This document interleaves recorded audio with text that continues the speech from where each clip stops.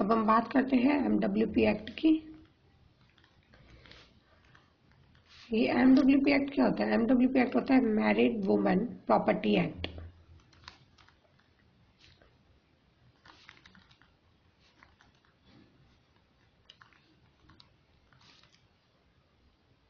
Married women property act जो ये बनाया गया है, ये स्पेशली एक सिक्योरिटी पर्पज से बनाया गया है, वाइफ के लिए और चिल्ड्रन के लिए। पहले ज़माने में क्या होता था, या जैसे भी अभी कभी ऐसा भी हो जाता है पहले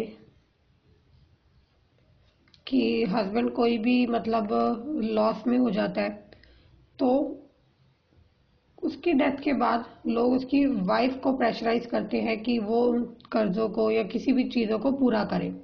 लेकिन यहाँ पर उसकी सिक्योरिटी पर्पस को देख के मैरिड वुमेन प्रॉपर्टी एक्ट बनाया गया है, जिसमें अगर किसी हस्बैंड ने एमडब्ल्यूपी एक्ट के थ्रू पॉलिसी ली है, तो यहाँ पर पॉलिसी में जो बेनिफिशियरी होगा, मोस्ट इम्पॉर्टेंट है, इसके ऊपर क्वेश्चन जरूर आता है, जो बेनिफिशियरी होगा वो कौन होगा? वो या तो वाइफ अलोन होगी या वाइफ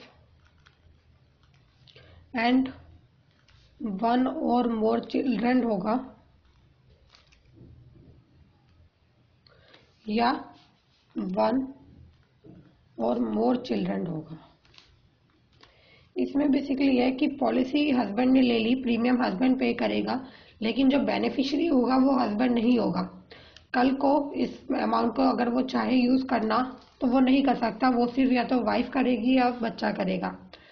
तो ये इस पर्पज से बनाया गया है कि कल को अगर कुछ भी ऐसा होता है तो वहां पर उस अमाउंट को कोई भी बंदा नहीं ले सकता, सिर्फ वाइफ ही अपने पर्पज के लिए या बच्चा ही अपने पर्पज के लिए यूज कर सकता है। तो इसके ऊपर बेसिकली क्वेश्चन यही आता है कि इसमें ट्रस्टी कौन होते हैं, एमडब्ल्यूपी एक्ट में बेनिफिशियरी कौन होता है, बेनिफिट किसको होता है। ऑप्शंस में आपको दिया होगा कि वाइफ होती है, हस्बैंड होता है, वाइफ एंड वन और मोर चिल्ड्रन, इस तरीके से। तो आपको ऑप्शन के अकॉर्डिंग ही क्लिक करना है कि वाइफ अलोन है या वाइफ एंड मतलब वाइफ और चिल्ड्रन, वाइफ बेसिकली इसी के लिए ही ये एक्ट है। अब हम बात करते हैं कीमैन इंश्योरेंस की। कीमैन इंश्योरेंस क्या होता है? कीमैन इंश्योरेंस होता है, ये बेसिकली जो एम्प्लॉय अपनी कंपनी के लिए बहुत ज़रूरी होता है, उसके लिए ये कंपनी इंश्योरेंस करा के चलती है।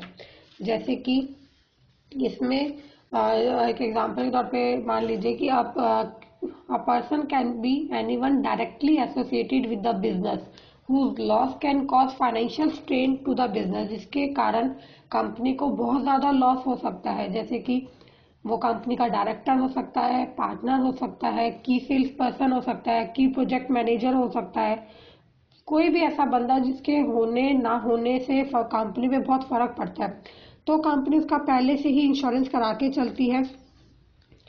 यहाँ पर कंपनी उसका पहले से ही इंश्योरेंस कराकर चलती है। कल को अगर मान लीजिए उसकी वजह वो बंदा नहीं रहता, तो जो इंश्योरेंस अमाउंट है जिसकी वजह से कंपनी को जितना लॉस हो सकता है, वो इंश्योरेंस अमाउंट कंपनी उस कंपनी को प्रोवाइड कर देगी। तो उस बंदे के ना होने पर या कुछ भी उस बंदे के हो जाने पर, तो जो सम एश्योर्ड होगा, जो कंपनसेट होगा, वो कंपनी को होगा, जिससे उसके ना रहने से कंपनी का जो लॉस हुआ है वो कवर हो जाए। तो ये कीमैन इंश्योरेंस होता है। बेसिकली कीमैन इंश्योरेंस कंपनी अपने उस एम्प्लॉय के लिए कराती है जिसके ना होने से कंपनी को बहुत ज्यादा लॉस हो सकता है। अब हम इसमें बात करते हैं प्रॉक्सिमेट कॉज की।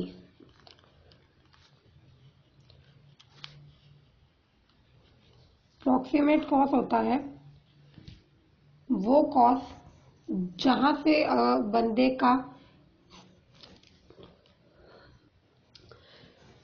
कहाँ से एक्चुअल लॉस स्टार्ट हुआ है। मान लीजिए कि इसमें होता है कि ये देखा जाता है कि अगर मान लो किसी के साथ कोई मिसहैपनिंग हो गई, तो कंपनी देखेगी उस मिसहैपनिंग में एक्चुअल रीजन क्या है। पता चला बंदा, जैसे हम एक एग्जांपल ले लो कि घुड़सवारी कर रहा था, वो घुड़सवारी से करते करते वो बंदा गिर गया। गिरने के बाद वो बंदा पानी में चला गया और पानी में जाने की वजह से उसको निमोनिया हो गया, निमोनिया की वजह से उसकी डेथ हो गई। लेकिन रीजन क्या था कि वो बंदा सवारी करते करते हॉर्स से गिर गया। तो जो एक्चुअल कॉज जो है वो स्टार्ट कहाँ से हुआ? घुड़सवारी करते करते गिरना। तो प्रॉक्सिमेट कॉज यही होता है कि सीक्वेंस देखा जाता है कि बंदे की डेथ कैसे हुई है, रीजन क्या था। आगे आता है contract of adhesion. Contract of adhesion होता है कि एक पार्टी ऐसी होती है जिसके पास पावर ज़्यादा होती है डिसीजन लेने की, और दूसरी पार्टी जो होती है उसके पास पावर नहीं होती। जैसे कि यहाँ पर कंपनी के पास होती है कि कंपनी के अपने प्रोडक्ट है जिसमें यह है कि आपको इतने टर्म तक पे करना है, आपको इतनी एज पर इतना प्रीमियम आएगा। कोई बंदा चाहे कि नहीं मेरे को तो इस पर कम प्रीमियम देना है, तो नहीं, उसको सम एश्योर्ड कम करना पड़ेगा, बट वो सोचे मैक्सिमम सम एश्योर्ड में कम प्रीमियम पे करूँ, ऐसा नहीं होगा। तो यहाँ पर क्या है, कंपनी के पास एक पावर है कि उसकी पावर ज़्यादा है कि जो उसने प्लान जिस तरीके से डिज़ाइन करे हैं कस्टमर को वैसे ही एक्सेप्ट करने पड़ेंगे। According to your age premium देना पड़ेगा, अकॉर्डिंग टू योर टर्म देना पड़ेगा, according to your sum assured देना पड़ेगा। तो यहाँ पर क्या है, कंपनी के पास कॉन्ट्रैक्ट ऑफ एडिशन, कंपनी के पास एडिशन है, कंपनी के पास पावर ज़्यादा है। तो यहाँ पर हम देखेंगे आगे ये चीज़ ब्रीफ में आएगी कि इस चीज़ के लिए कस्टमर को एक फ्री लुक पीरियड भी प्रोवाइड किया जाता है। अभी हम इस फ्री लुक पीरियड को शॉर्ट में ही देख रहे हैं। फ्री लुक पीरियड जो होता है वो कंपनी प्रोवाइड करती है। वो इसलिए होता है कि अगर बंदा अपनी पॉलिसी से सेटिस्फाई नहीं है देन वो 15 डेज के अंदर अपनी पॉलिसी को कैंसिल करा सकता है। लेकिन अभी ब्रीफ में आएगा तो हम इसे ब्रीफ में देखेंगे कैसे क्या होता है, किस तरीके से पॉलिसी कैंसिल होती है, क्या होता है।